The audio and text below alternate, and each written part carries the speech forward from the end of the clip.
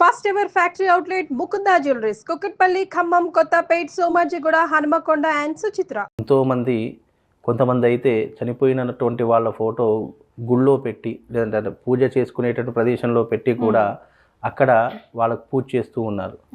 నిజానికి అలా అంటే కొన్ని సినిమాలలో చూసో లేదంటే ఎక్కడెక్కడో వినో వాళ్ళు అలాంటి ప్రలోభాలకు లొంగిపోతూ ఉన్నారు. నిజానికి చనిపోయినటువంటి వారి ఫోటో ఏదైతే ఉందో అది ఎప్పటికైనా దక్షిణ దిక్కుగా పెట్టాలి. దక్షిణానికి అధిపతి ఎవరు అనంటే యమధర్మరాజు. అలాగే పితృదేవత అంటే చనిపోయినటువంటి వాళ్ళు ఉండవలసినటువంటి ప్రదేశం కూడా దక్షిణ భాగమే అని చెప్పేసి మనకు గరుడ పురాణంలో చాలా సంక్షిప్తంగా చెప్పడం జరిగింది. అలా చనిపోయినటువంటి వాళ్ళకు భగవంతుడితో సమానమని చెప్పారు, కానీ భగవంతుడని ఎక్కడా మనకు చెప్పలేదు. అది మనం ప్రధానంగా గుర్తుంచుకోవలసినటువంటి అంశము. అలాగే ఈ యొక్క చనిపోయినటువంటి వాళ్ళు ఎవరైతే ఉన్నారో, లైక్ తల్లిదండ్రులు కావచ్చు, అన్నదమ్ములు కావచ్చు, అక్కాచెల్లెలు కావచ్చు, ఎవరైనా కావచ్చు, ఇంట్లో వాళ్ళ యొక్క ఫోటో ఏదైతే ఉందో అది దక్షిణమైనటువంటి గోడకు పెట్టాలి. అలా పెడితే వాళ్ళ యొక్క ఆత్మ శాంతిస్తుంది. లేదు మనం ఎక్కడ పడితే అక్కడ పెట్టడం కానీ, లేదా ఆ చనిపోయినటువంటి ఫోటో తీసుకొని వెళ్ళి మనం పూజ చేసుకునే ప్రదేశంలో పెట్టడం ద్వారా అలా పెడితే ఆ ఇంటికి అరిష్టం అవుతుంది. ఎందుకంటే చనిపోయినటువంటి వారి ఫోటో కేవలం దక్షిణ భాగం మాత్రమే ఉండాలి తప్ప ఎక్కడ పడితే అక్కడ పెట్టకూడదు. అది మొదటి నియమం. రెండవ నియమం ఏమిటి అంటే, మనం ఎంతసేపు ఉన్నప్పుడు వారి విలువ పట్టించుకోము. పోయిన తర్వాత ఇక అంగులు ఆర్భాటాలు చేస్తూ ఉంటారు, ఎక్కడ లేని ప్రేమలు ఒలకపోస్తూ ఉంటారు, ఇక గతాన్ని తలుచుకుంటూ ఎన్నో రకాలైనటువంటి విమర్శలు చేస్తారు. కొంతమంది అభిమానిస్తారు, కొంతమంది ఎన్నో రకాలైనటువంటి వాళ్ళు చేసిన తప్పులను వేలెత్తి చూపిస్తారు. ఇలా ఎన్నో రకాలైనటువంటి ప్రయత్నాలు చేస్తూ ఉంటారు. అలా ఎప్పటికీ కూడా చనిపోయిన వాళ్ళ మీద చెయ్యకూడదు.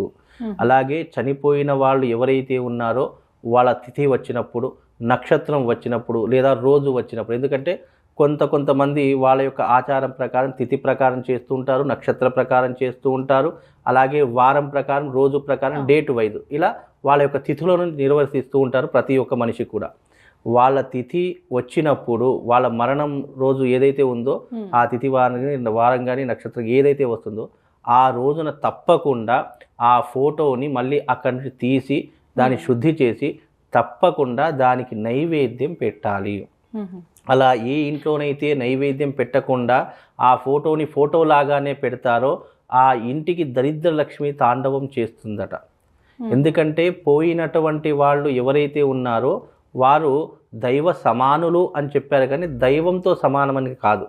అంటే ఉన్నప్పుడు మనల్ని పెంచి పెద్ద చేసి పోషించి మనకు తీర్చిది ప్రయోజకులు చేసినటువంటి వారు మనకు దైవంతో సమానము. అంతేకాని దైవంతో సమానం అని చెప్పేసి వాళ్ళ ఫోటో తీసుకొని గుళ్ళో పెట్టడం అది సరైనటువంటి పద్ధతి కాదు.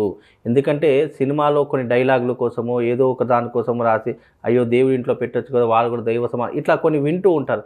కానీ అది అక్కడి వరకు మాత్రమే, ఆ సినిమా వరకు మాత్రమే. కానీ నిజానికి దాన్ని తీసుకొని వెళ్ళి ఇప్పుడు చాలామంది నేను కొన్ని ఇళ్లలో చూశాను, ఏంటంటే ఈ ఫోటో ఇక్కడ పెట్టారని అంటే, అవునండి మా నాన్నగారండి ఇక్కడ పెట్టుకొని రోజు పూజ చేసుకున్నాం. నువ్వు పూజ చేసుకునేది ఉంటే ప్రతి ఒక్క ఇంటికి కొన్ని వాస్తు నియమాలు ఉంటాయి. ఇంటికి పూజా మందిరం ఈశాన్యం వైపు ఉండాలని, వంట రూమ్ ఆగ్నేయం వైపు ఉండాలని, అలాగే నైరుతి వైపు బెడ్రూమ్ ఉండాలని కొన్ని దిక్కులు నీకు వాస్తు ప్రకారం అమర్చారు. ఆ వాస్తు ప్రకారంగా నువ్వు ఎక్కడైతే ఏ వస్తువు పెట్టాలో అది అక్కడ పెడితేనే దాని యొక్క ఫలితం కానీ దాని యొక్క నియమం కానీ నువ్వు అలవర్చుకుంటావు. లేదు ఇక్కడ ఇప్పుడు ₹1,00,000 చెప్పులు మనం కొన్నా కానీ దాన్ని బయటనే ఇస్తాం, కానీ తీసి బెడ్ మీద పెట్టాం కదా. అలాగే చనిపోయినటువంటి వ్యక్తులు దైవ సమానమే, నేను కాదు అనడం లేదు, నీకు వద్దు అనడం లేదు. కానీ దానికి ఒక ప్రత్యేకమైనటువంటి స్థలాన్ని కేటాయించారు. ఏది దక్షిణ భాగంలో ఉన్నటువంటి గోడకు. లేదు నువ్వు ప్రత్యేకంగా పెట్టుకోండి, దానికోసం ఒక ప్రత్యేకమైన ఆలయం గుడి చేయించుకో. ఇప్పుడు డైరెక్ట్ నీకు రెడీమేడ్ దొరుకుతున్నాయి కదా, అట్లా పెట్టుకొని దాంట్లో పెట్టుకొని పూజించుకో. దాన్ని కాదు అనడం, కానీ దాన్ని తీసుకొచ్చి దేవాలయంలో పెట్టడం తప్పు, నిషిద్ధము. అలా చేయకూడదు. అలాగే దక్షిణ భాగానికి అధిపతి యముడు, అంటే ప్రాణాలు తీసేవాడు కానీ, అలాగే యమలోకంలో శిక్షలు విధించేవాడు కానీ యమధర్మరాజు. కాబట్టి ఆ చనిపోయినటువంటి పటాన్ని దక్షిణ భాగంలో పెడితే యముడు కూడా వేసే శిక్షలు కొద్దిగా తగ్గిస్తాడు అని చెప్పేసి కూడా గరుడ పురాణంలో చెప్పడం జరిగింది. ఎందుకంటే ఆ భాగంలో పెట్టడం ద్వారా ఎన్నో రకాలైనటువంటి ప్రయోజనాలు కూడా ఆ ఇంటి వాళ్ళకు కలుగుతాయి. ఓకే. అలాగే అపమృత్యు దోషాలు కూడా మన కుటుంబానికి రాకుండా కొంతవరకు తగ్గించుకునే అవకాశం కూడా చనిపోయినటువంటి వాళ్ళ ఫోటోలో కొన్ని రకాల పాజిటివ్ ఎనర్జీ కూడా ఉంటూ ఉంటుంది. అంటే కొన్ని మరణాలు ఎలా ఉంటాయి అంటే వాళ్ళ ఆత్మలు తొందరగా స్వర్గానికి కానీ నరకానికి కానీ వెళ్ళవు. కొన్ని రోజులు 6 నెలలు కానీ 3 నెలలు కానీ ఆ ఇంటిని పట్టుకుంటూ వేలాడుతూ ఉంటాయి అని చెప్పేసి మన పెద్దవాళ్ళు చెప్పారు. అలాగే కొంతమంది పరిశోధన చేసినటువంటి వాళ్ళు కూడా చెప్పినటువంటి వాళ్ళు ఉన్నారు. ఎందుకంటే ఎవరైతే కోరిక తీరకుండా చనిపోయినటువంటి వ్యక్తి ఉంటాడో ఆ వ్యక్తికి ముక్తి ఎప్పుడు లభిస్తుంది అని అంటే తన కోరిక తీర్చుకోవడం కానీ, లేదా ఇంట్లో ఏదైనా మంచి శుభకార్యం జరిగినప్పుడు కానీ, లేదా ఇంట్లో పెళ్లి జరిగినప్పుడు కానీ ఆ యొక్క ఆత్మ ఉత్తమ లోకాలకు వెళుతుంది అని చెప్పేసి కూడా మనకు శాస్త్రంలో, జ్యోతిష్ శాస్త్రంలో చెప్పడం జరిగింది. అలాంటి ఎన్నో ప్రయోజనాలు చనిపోయినటువంటి వారి దాంట్లో ఉంటాయి.